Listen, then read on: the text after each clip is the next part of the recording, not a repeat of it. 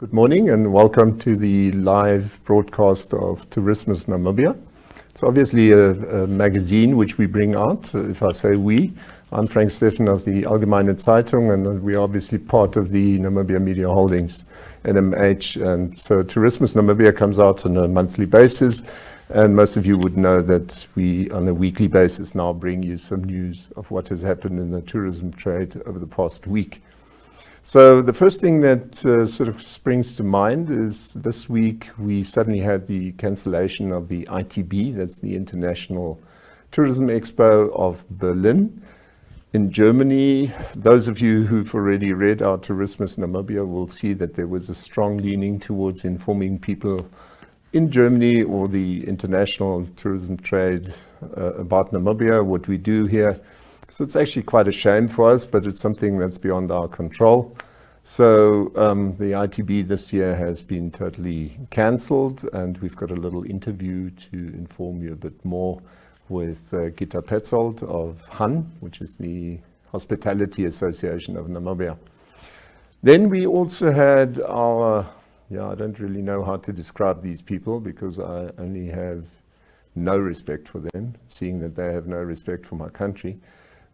Graffiti artists. These guys came from France, and apparently they're being looked for by the police over there as well. This is not the first time that they pull tricks like this. It seems to be their sort of trade to go around the world and see how many buildings they can really disgrace with their little artwork.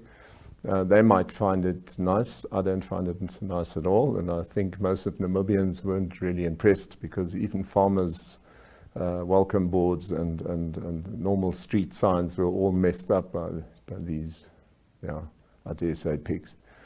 I don't really have much time for those sort of people. We're a country that is really struggling. Tourism is our biggest growth point really in a country that really deserves better, and so we have all types of challenges. Amongst them is obviously things like coronavirus, and then it's drought, and then it's the next thing and another. So we really don't need these sort of people to mess this up for us. So I really hope police and whoever will make the best of getting hold of them. Then obviously the good news for the week is we still had substantial rains in the country, and this is a video that was sent to us from somebody who was up at Oegap River, so we're talking north of Ois. Quite a nice sight to see. Elephant like we always say, everybody talks about desert elephants. They're not really desert elephants, they're simply desert adapted animals. So for them, this is a luxury which they are thoroughly enjoying, and it would be nice to have been there myself, but be it as it may, I'm just glad somebody shared it with us. So obviously there's enough water coming down for them to last for a while. You can see the video actually shows them passing quite close to the person who took the video. Unfortunately, we couldn't find out who the author was, because it was one of these cases. It's a video that went crazy on the WhatsApp system, and normally you can't find out afterwards who it was. But this is the next video then shows how the Swakop starts coming down. This was near Guanicontis. Very nice to see that the Swakop has actually reached that point, and you can actually see the dry ground that for the first time sees water in a very, very long time. I mean, the Swakop hasn't been flowing for many years. So this is really a sight for sore eyes, and much appreciated by us. I mean, a month ago we were still wondering whether we would have the next drought, and here all of a sudden all our dams are basically full. Not obviously all of them full, but sufficiently filled for us to be safe for the next year or two.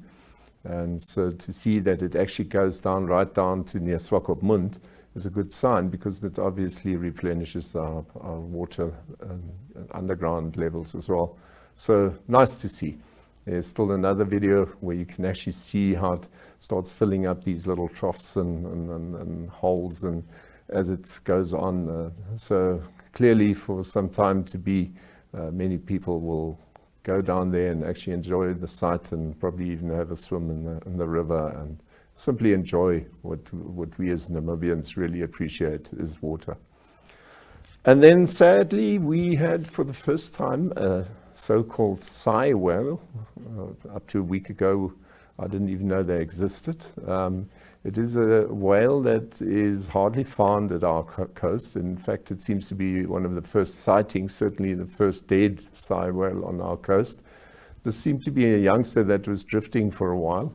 He's only something like 4 meters long, and they can get up to 12 and more meters. So this was really still a young whale, and they found it near Langstrand. But the curiosity is obviously we're back to global warming. These animals in front, appearing in front of our coast is unheard of up to now. So hopefully this doesn't become more and more, because just the other week we told you about the tuna fish that was suddenly found that we couldn't understand because they're not supposed to be in our waters. Anyway, these are the topics we've sought out for you for the weekend. For this weekend, and so the next is we'll give you some destinations.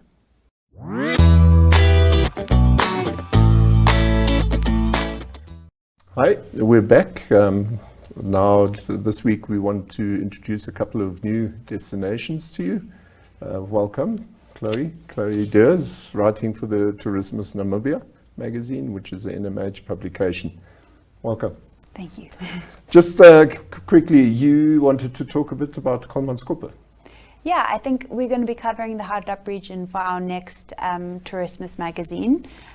So I just thought of including this if you're on that way anyway. It's a phenomenal site to visit.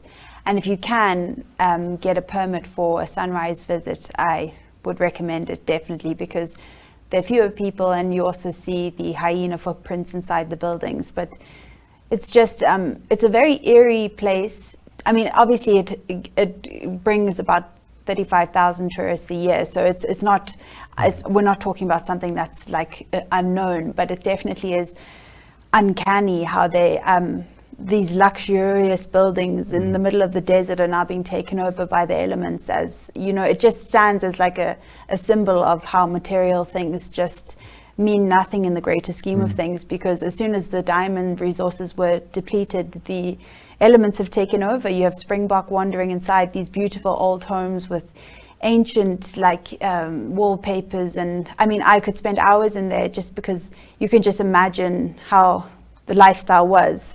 One of the doctors even recommended caviar and champagne every day as a, this was like day. the gold rush in America. This was the same thing, yeah.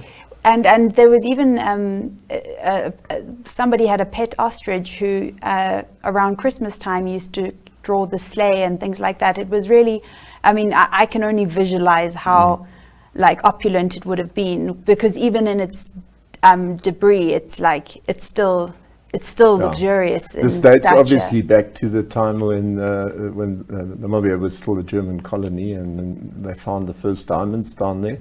And I, for example, had a great uncle who was born there, and so this was opulence in its at its best. And funny enough, you see these old houses, and then if you go further up along the coast, and you come to Charlottenthal, which is quite a bit up from Lüderitz, and you can actually do guided tours up there. And the same thing again.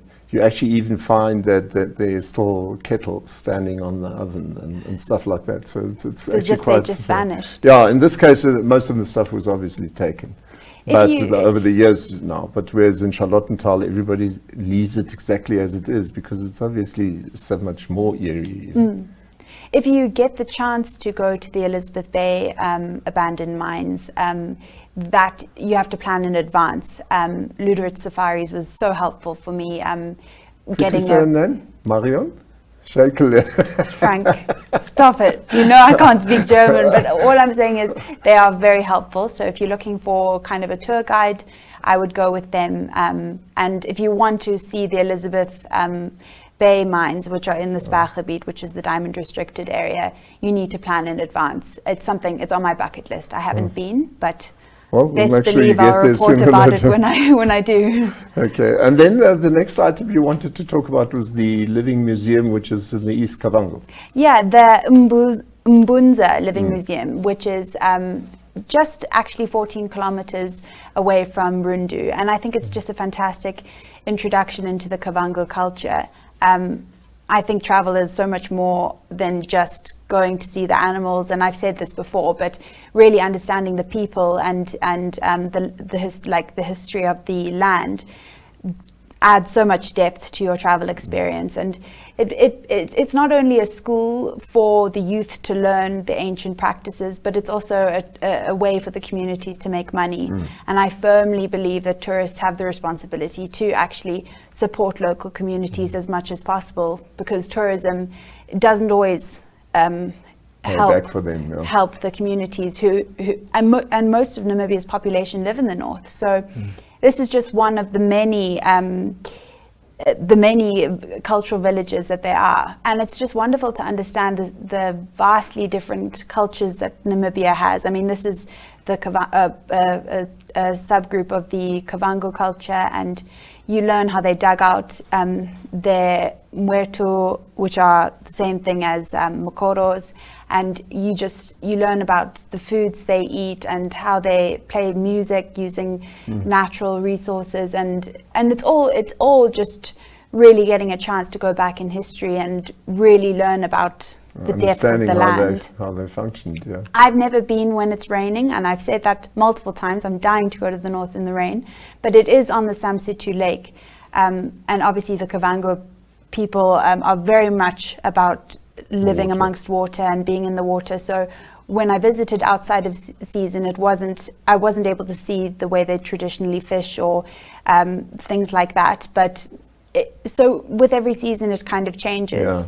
But Gondwana's Haksembe Lodge, which is just 10 kilometers away, they're very good at telling you when it's open and when it's not, because Well, Hakusembe was actually underwater to a great deal now. Oh, really? Yeah, not the whole lodge, but apparently the water came quite close, yeah. they're great in letting one know if it's open or not, because obviously these they're seasonal, the living museums, because obviously it's only really when the tourists are around. But it's wonderful. The preservation of culture, I think, is very important, even though development is important too. Yeah. I think it's No, wonderful. you don't want to hold the people back, but by the same token, instill a bit of pride in who you are and what you are. And that's what these sort of things do. And then lastly, we wanted to speak about the Naukluft. You drove to the Naukluft Park. The Naukluft, I think, is a fantastic destination for families to go. Again, if you are in the Hardap region, it's fantastic. The nature that surrounds you, the hiking trails. I mean, they have multiple hiking trails. Yeah, some of them are quite tough. I think One of them is the 7 days toughest in yeah. Africa. It's Yeah. the Naukluft Trail, and it's an 120-kilometer trail, which is also quite historical, because you even visit the kind of peace treaty grounds where the Germans and the Khoi kind of made peace, and there are German graves there. So it was originally built for the mountain zebra, as a sanctuary for the mountain zebra. I didn't see any of them, and I stand to be corrected, but I'm not sure. I'm not sure where they are.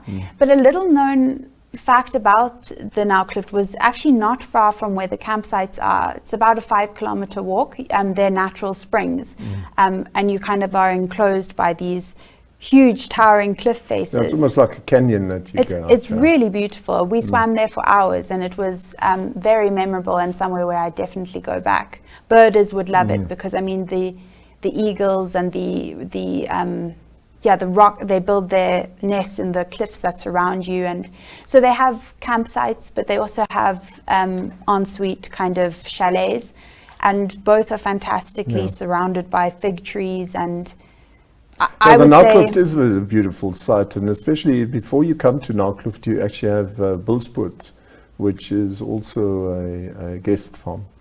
And I know out of experience that if you ever want to see many zebras, that's where you go, because quite a big portion of the Naukluft actually lies on the farm Bulsput, and also on other farms, obviously. But I know that they've sort of specialized on getting the that huge expanse of mountain in the middle of nowhere. And this is an area where I remember that they told me once that average rainfall could easily be 15 millimeters to actually make And the survive heat, then. the heat, though, that's the one thing when it comes to planning your trails.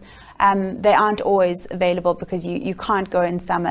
I mean, you get temperatures up to 50 degrees there. So, but once again, the more I travel Namibia, the more I have to pinch myself that it's all part of the same country, because when you're there, it's so lush. Even in drought, there was water, it was green. It was so different from in the middle of nowhere. And Exactly. so it's an unbelievable.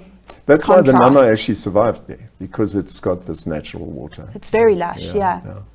Anyway, thank you very much. So Pleasure. we speak again next week. Okay. Thank you.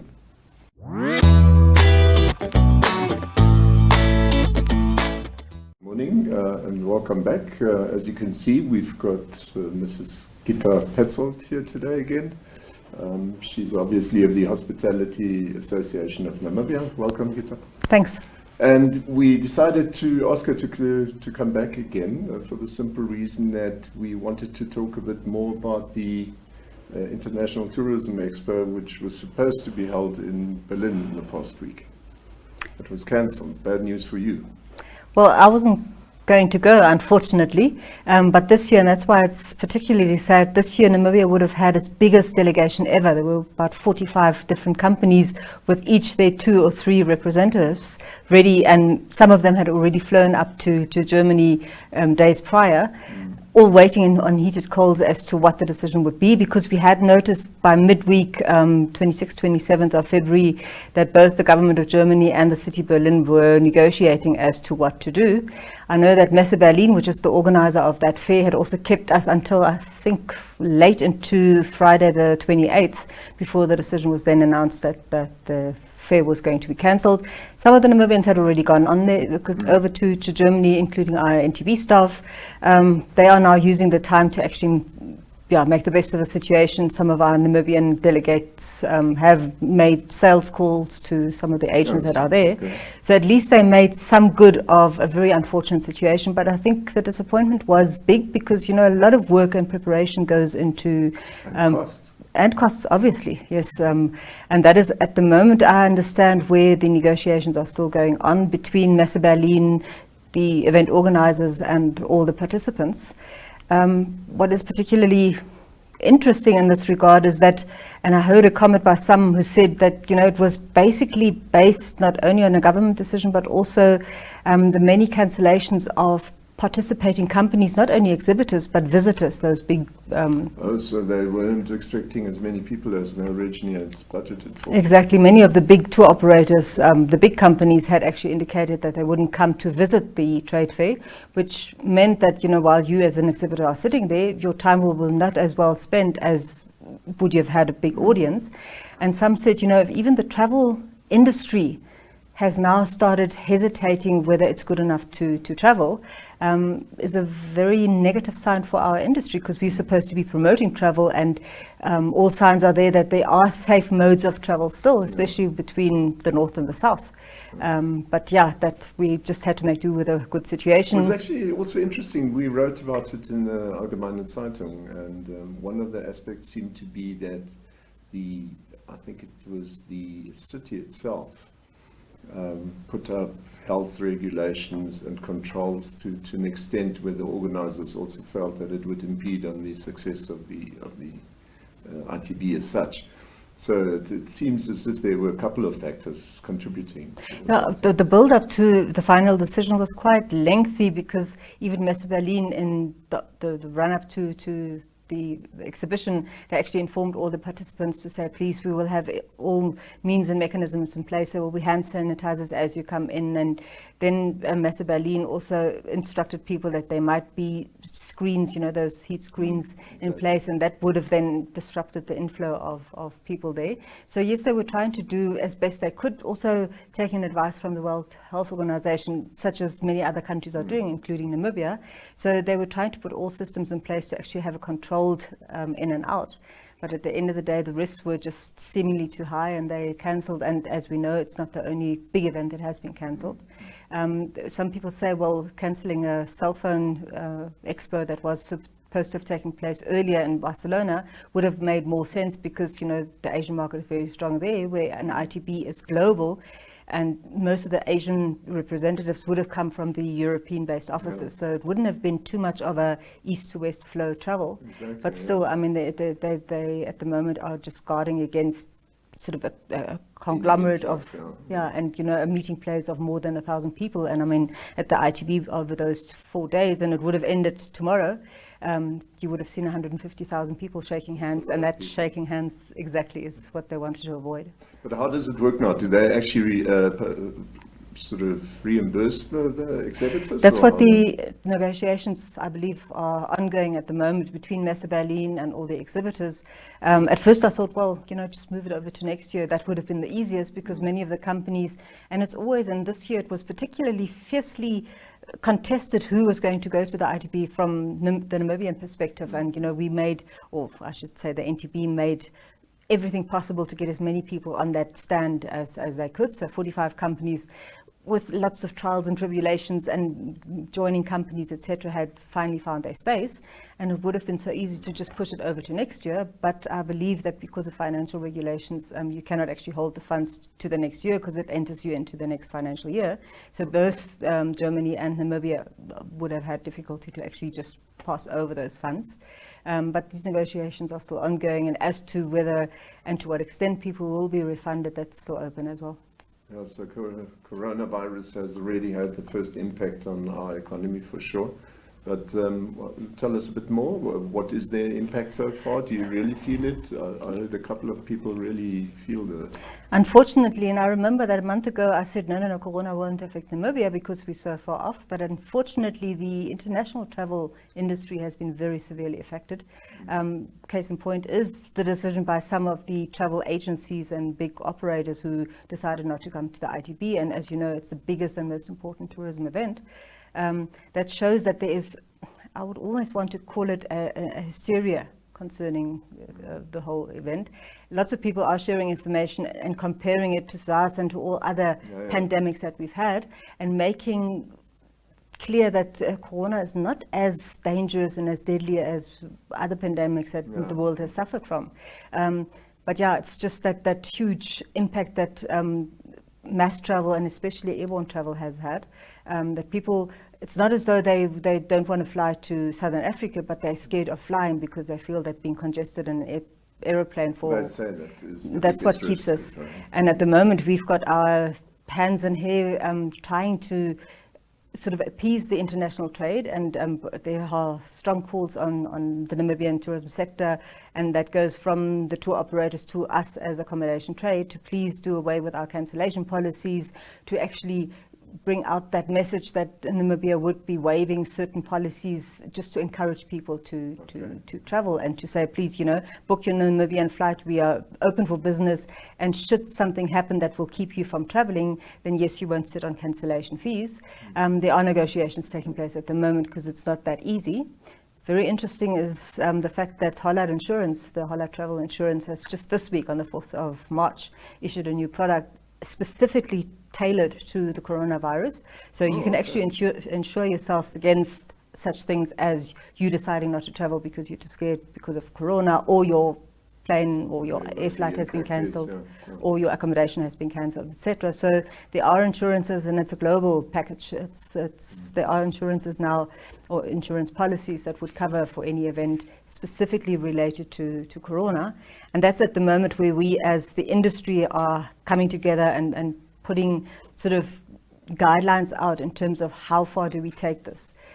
Surely, I mean, if there's a travel ban from one country to the next, if somebody were to decide Namibia won't allow, and it has happened, for instance, in Angola, Seychelles, and I think Mauritius, they've closed their borders to Italians at the moment. Yeah, because they seem to be the hardest hit in Europe. Currently, and I was told by some of our managers or property owners who deal a lot with the Italian market, the plain reason is Italy has an extremely well-organized health system. So their checks are what did Probably they say? better, and that's why They're they better detect than, them. yeah, they say, while in 1 week they would have done 25,000 tests for corona, Germany only did 500. Because So their then public they're system is obviously well. likely to show more results. Exactly. So it could well happen that very soon other countries would call out travel bans, and in that case we would basically be shachmat. If somebody allows or disallows their national citizens to travel, you can't actually expect them to pay cancellation fees.